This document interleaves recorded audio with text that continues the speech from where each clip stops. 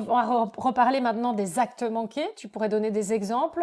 Bah, acte manqué, tout simplement. Une fois, j'avais perdu mes clés et j'ai accusé la terre entière d'avoir perdu mes clés. Et en fait, elles étaient tombées dans le cartable de mon fils, qui les avait mis dans sa chambre.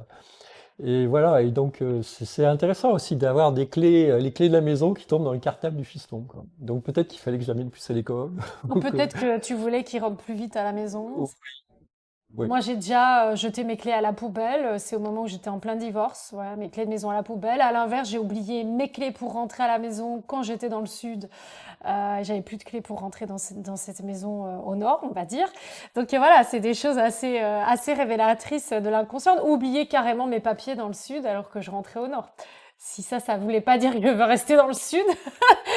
Donc voilà, tout ça ce sont pas des hasards et c'est hyper important, on l'a vu dans nos cours en psycho, que l'inconscient puisse utiliser tout cela pour libérer l'énergie psychique. Je sais pas si tu... Oui, oui, effectivement, on va refouler. En fait, on va refouler beaucoup de choses c'est un processus normal, hein. C'est-à-dire que l'énergie, alors l'énergie que Freud appelait la libido, moi que je vais plutôt appeler l'énergie vitale, elle a besoin de s'écouler. Et si elles le font pas, à ce moment-là, on va les refouler, notamment dans l'inconscient, quoi.